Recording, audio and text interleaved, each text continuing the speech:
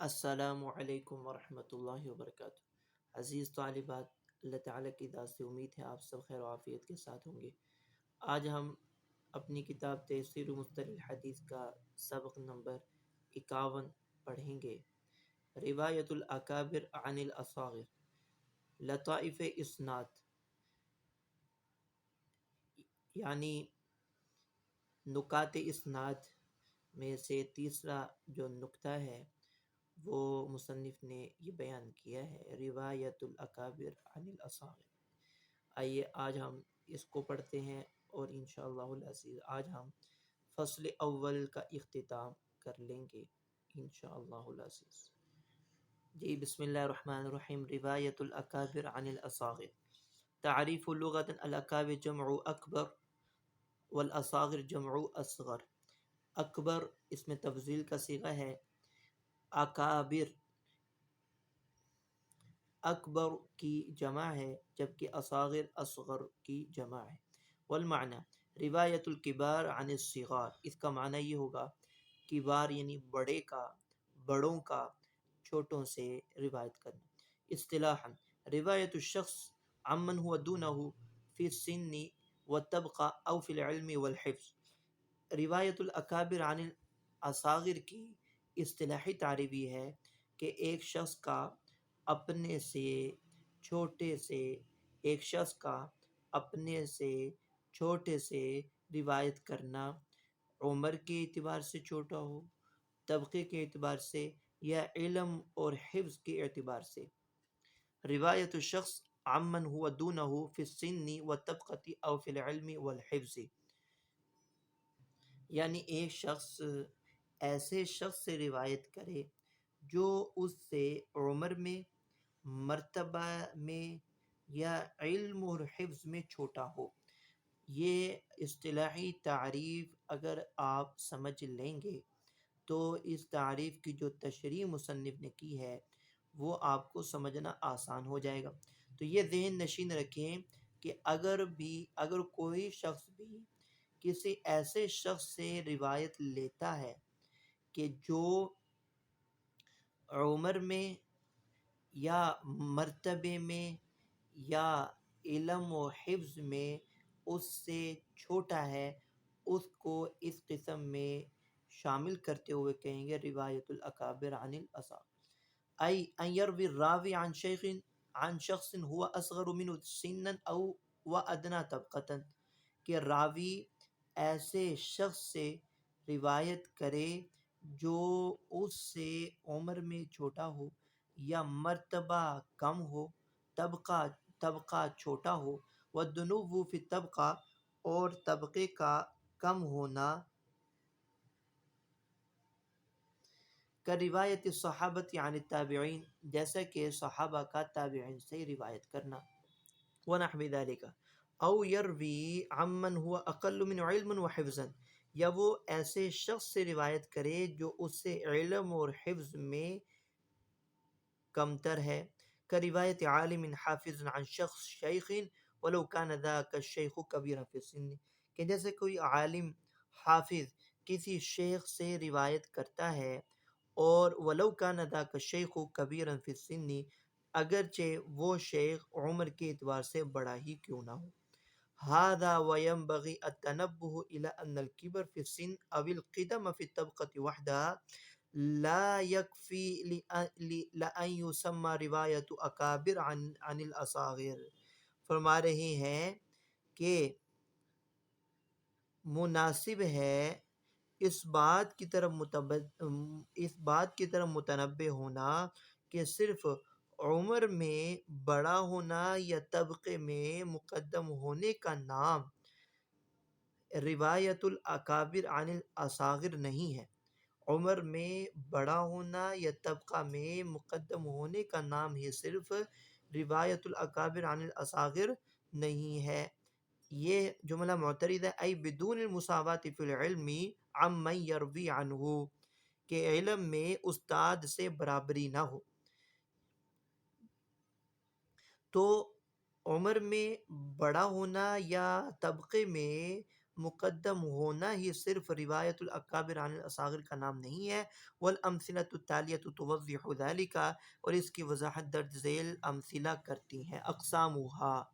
اقسامہ و امثلتها، اس کی اقسام اور اس کی امثلہ۔ یمکن ان نقسم روایت الاکابر عن الاصاغر الى ثلاثة اقسام، ممکن ہے کہ ہم اس کو 3 اقسام میں تقسیم کر سکتے ہیں۔ وہی، اور وہ پہلی قسم یہ بنتی ہے ان یکون راوی اکبر سنا و اقدم طبقۃ من المروی عنہ، کہ راوی عمر کے اعتبار سے بھی بڑا ہو، جو روایت کر رہا ہے وہ عمر کے اعتبار سے بھی بڑا ہو اور طبقے میں بھی مقدم ہو مروی عنہ سے۔ مروی عنہ یعنی شیخ سے راوی روایت کرنے والا وہ عمر میں بڑا ہو اور طبقے میں بھی قدامت ہو، ای مع العلم والحفظ ایضا۔ دوسری قسم ان یکون راوی اکبر قدرا لا سنا، کہ دوسری یہ ہے کہ راوی وہ مرتبے کے اعتبار سے اور فضیلت کے اعتبار سے بڑا ہو، عمر میں بڑا نہ ہو۔ من المروی عنہ کا حافظ عالم عن شیخ کبیر غیر حافظ، جیسا کہ حافظ عالم کا ایسے بوڑھے سے روایت کرنا کہ جو کہ حافظ نہ ہو۔ اب یہ جو راوی ہے یہ مرتبے میں تو بڑا ہے لیکن عمر میں بڑا نہیں۔ اس کی مثال روایت مالک عن عبداللہ بن دینار، اب امام مالک جو ہیں عبداللہ بن دینار سے روایت کریں۔ امام مالک حافظ عالم بھی ہیں جبکہ عبداللہ بن دینار صرف شیخ ہیں، راوی ہیں اور بوڑھے ہیں۔ ان یکون راوی اکبر سنا و قدرا من المروی عنہ ای اکبر و اعلم منہ، تیسری قسم یہ ہو سکتی ہے کہ راوی وہ عمر کے اعتبار سے بھی بڑا ہو اور مرتبے کے اعتبار سے بھی مروی عنہ سے بڑا ہو، ای اکبر و اعلم منہ، اس سے زیادہ جاننے والا ہو۔ جیسے کہ روایت البرقانی عن الخطیب، جیسے کہ امام برقانی کا خطیب بغدادی سے روایت کرنا۔ اب برقانی جو ہیں یہ خطیب بغدادی سے عمر کے اعتبار سے بھی بڑے ہیں اور مرتبے کے اعتبار سے بھی بڑے ہیں۔ تو یہ تمام کی تمام اقسام یہ روایت الاکابر عن الاصاغر میں شامل ہوں گی۔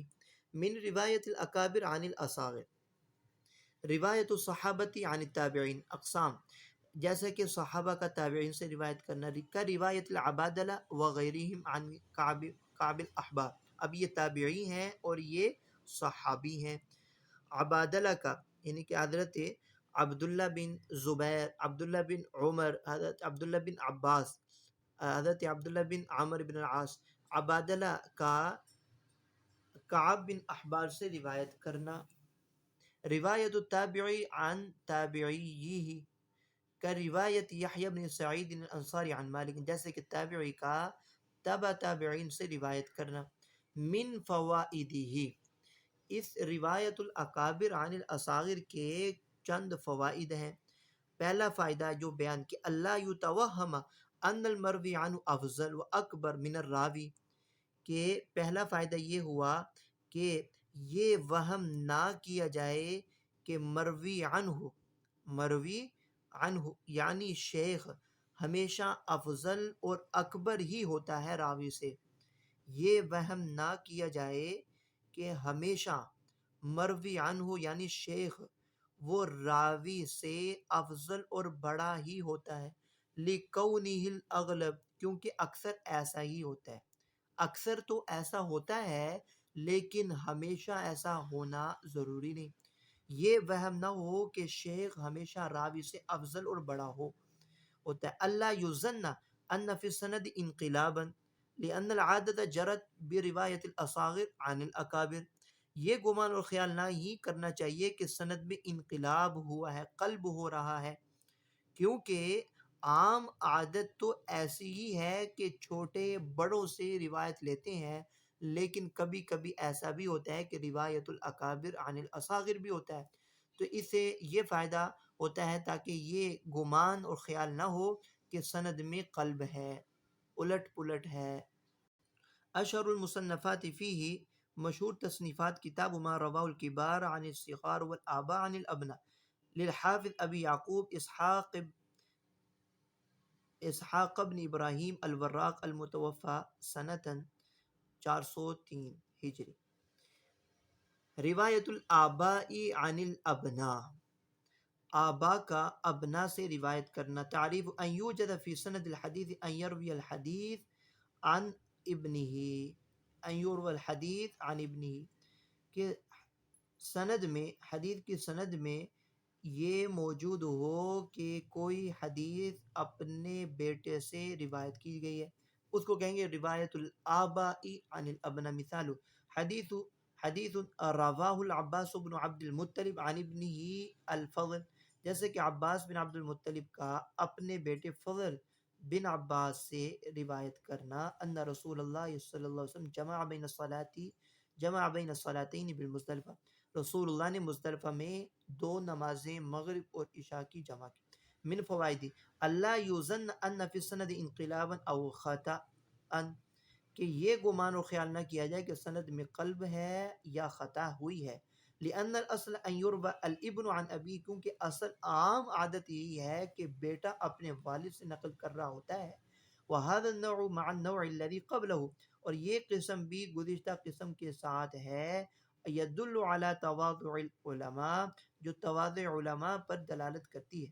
واخذهم العلم من اي شخص کو، اور وہ اس پر دلالت کرتی ہے کہ علماء نے علم حاصل کیا ہر ایک سے. وَإِنْ كَانَ دُونَهُمْ فِي الْقَدْرِ وَالسِّنِّ، اگرچہ وہ دوسرا شخص ان سے علم اور عمر میں چھوٹا ہو. اشہر المصنفات فیہ کتاب روایت الآباء عن الابناء للخطیب البغدادی، خطیب بغدادی کی کتاب.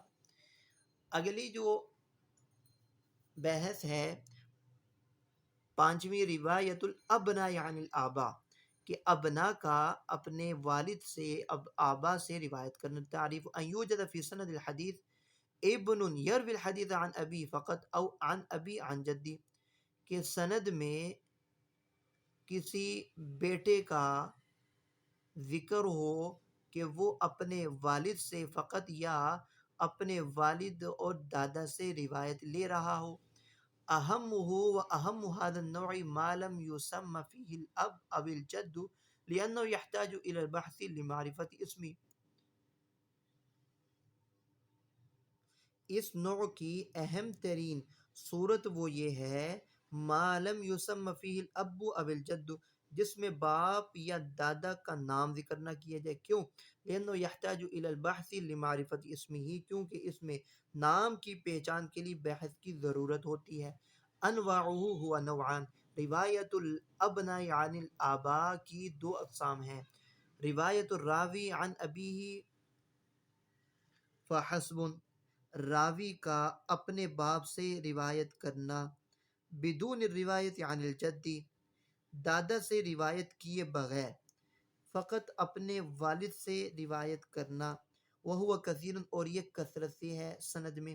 مثال روایت ابی العشراء عن ابیہ، اس کی مثال جیسے یہ ہے ابو العشراء اپنے والد سے روایت کرتے.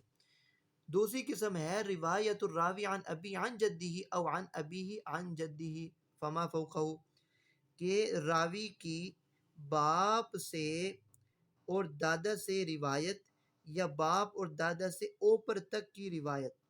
مثالہ روایت عامر بن شعیب عن ابی عن جدی، اس کی مثال جیسے حضرت عامر بن شعیب عن ابی عن جدی، یہ روایت لے کر آتے اپنے والد سے اور وہ ان کے دادا سے روایت کرتے ہیں. من فوائدہ، اس کے کیا فوائد ہیں. البحث لمعرفت اسم الاب او الجد اذا لم یصرح باسمہ، کہ جب نام کی صراحت موجود نہ ہو تو باپ یا دادا کے نام کی معرفت کے حوالے سے بحث کی جاتی ہے کہ نام اور باپ اور دادا کا نام جب ذکر نہ ہو، صراحت نہ ہو، تو پھر اس کے نام کی معرفت کے لیے بحث کرنا. بیان المراد من الجد، هل هو الجد الاب او جد الاب او جد حل ہوا جد الابن او جد الاب، کہ جد کی مراد واضح کرنا کہ وہ بیٹے کا جد ہے یا باپ کا جد ہے، وہ بیٹے کا جد ہے یا باپ کا جد ہے، اس کی مراد واضح کرنا۔ اشہر المصنفات فیہ روایت الابناء عن آبائہم لأبی نصر عبید اللہ بن سعید الوائلی، ان کی کتاب کا نام ہے روایت الابناء عن الآباء، جزء من روا عن ابی عن جدی، ابن ابی خیثمہ کی کتاب ہے جزء من روا عن ابیہ عن جدیہ، ایک رسالہ ہے۔ اگلی کتاب ہے کتاب الوش، کتاب الوشی المعلم، الوشی المعلم فی من روا عن ابی عن جدی عن النبی صلی اللہ علیہ وسلم للحافظ العلائی، حافظ علائی کی کتاب ہے الوشی المعلم فی من روا عن ابیہ عن جدی عن النبی صلی اللہ علیہ وسلم۔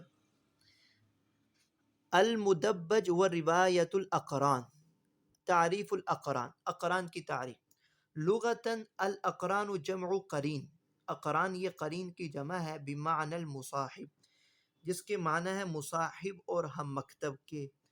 قرین کہتے ہیں ہم مکتب، مصاحب ہم مکتب، کما فی القاموس، جیسا کہ قاموس میں ہے لغت میں۔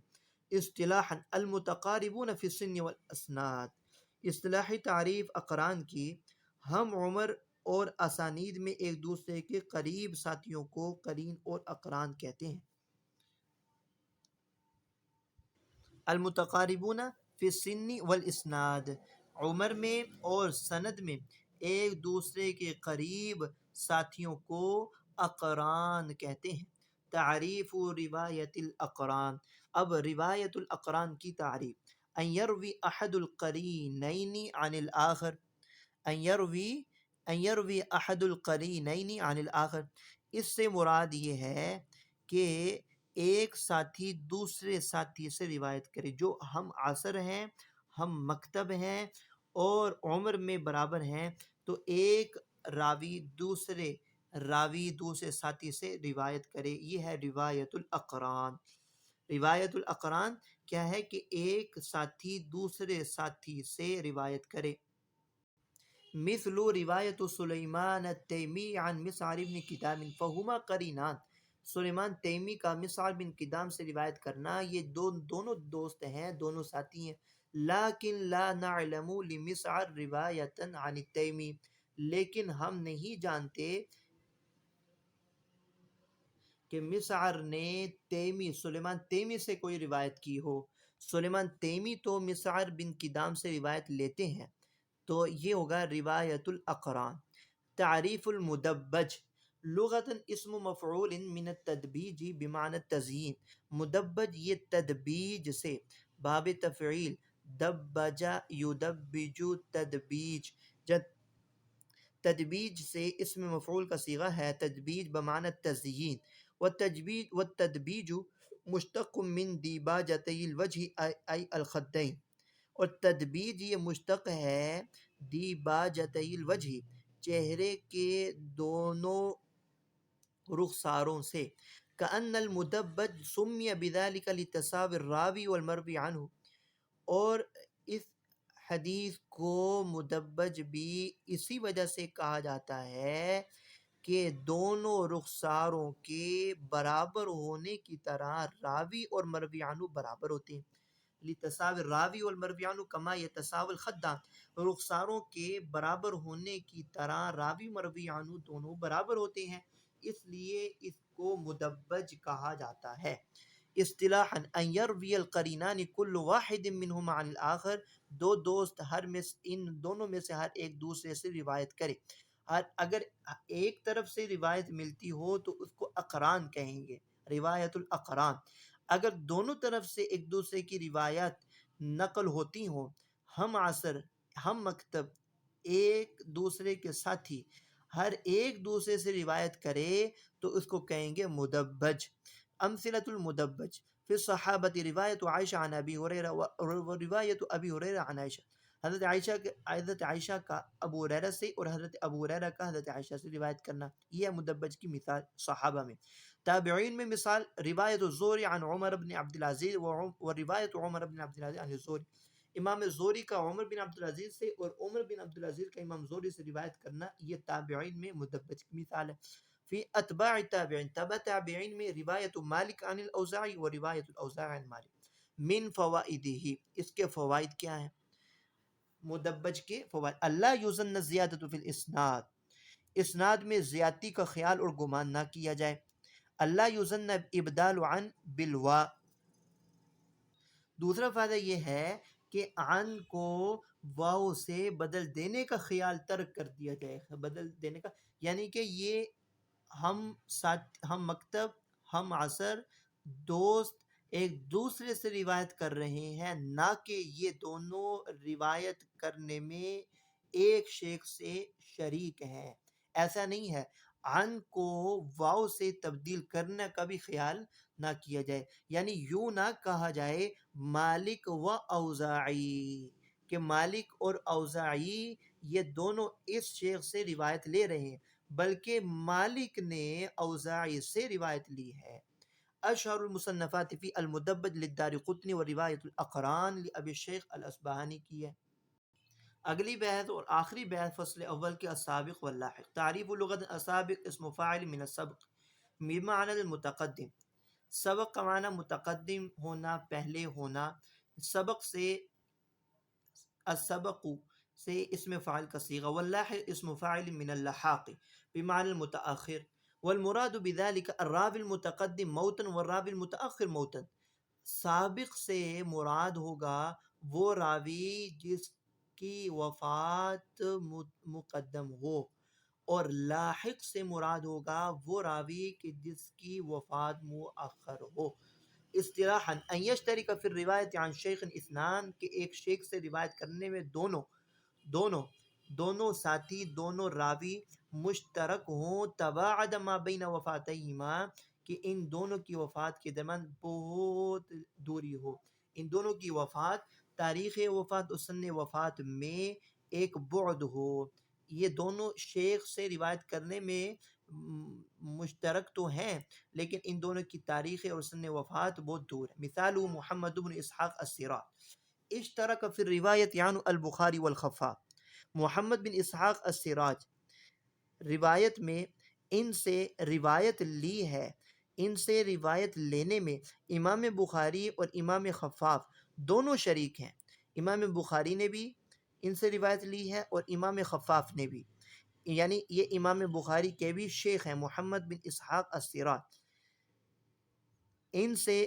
روایت لینے میں امام بخاری اور خفاف شریک ہیں، جبکہ وبین وفاتیہما 137 سنۃ او اکثر، جبکہ امام بخاری اور امام خفاف کی تاریخ اور سن وفات کے درمیان 137 سالوں سے بھی زیادہ کا تفاوت ہے، ان کے درمیان اس قدر سن وفات میں اس قدر دوری ہے۔ امام بخاری کی جو وفات ہوئی ہے وہ 256 ہجری میں وفات ہوئی ہے، جبکہ امام خفاف کی جو وفات ہوئی ہے وہ 393، 94، 95 تین قول ہیں، یعنی کہ 137 سالوں سے بھی زیادہ کا ان کی سن وفات میں بعد ہے۔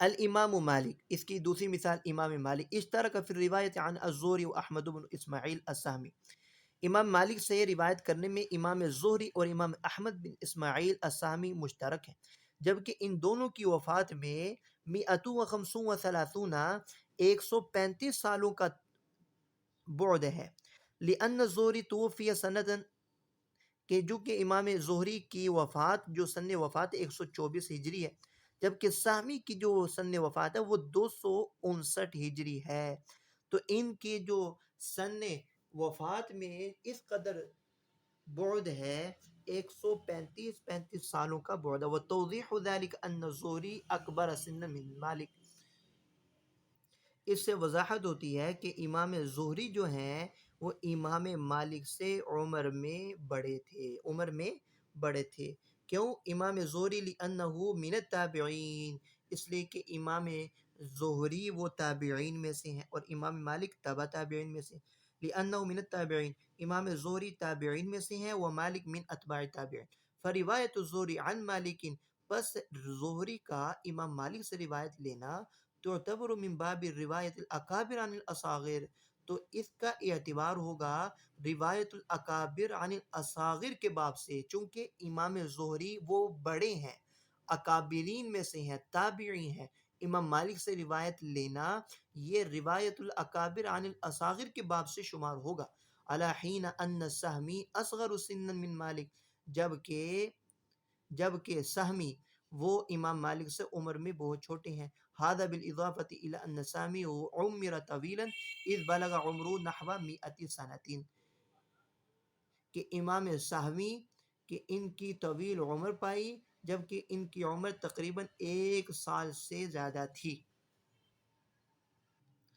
لذلك كان هذا الفرق الكبير بين وفاتی و وفات زہری، اسی سبب سے چونکہ امام سہمی کی عمر ہی بہت طویل تھی، انہوں 100 سال سے زائد عمر پائی، اسی وجہ سے امام زہری اور احمد بن اسماعیل سہمی کی وفات سن وفات میں اس قدر فرق ہے۔ وبتعبیر اوضح فإن الراوی السابق يكون شيخا لهذا المروی عنه، وبتعبیر اوضح، اور واضح الفاظ میں یوں سمجھیں کہ راوی سابق یعنی امام زہری، راوی سابق یکون شیخا لہذا المروی عنہ، کہ راوی سابق مروی عنہ کا شیخ بھی ہے۔ مروی عنہ کون ہے؟ امام مالک، مروی عنہ کے شیخ بھی ہیں۔ والراوی لاحق یکون تلمیذا لہ، جبکہ راوی لاحق یعنی امام سہمی صرف امام مالک کے شاگرد ہی ہیں۔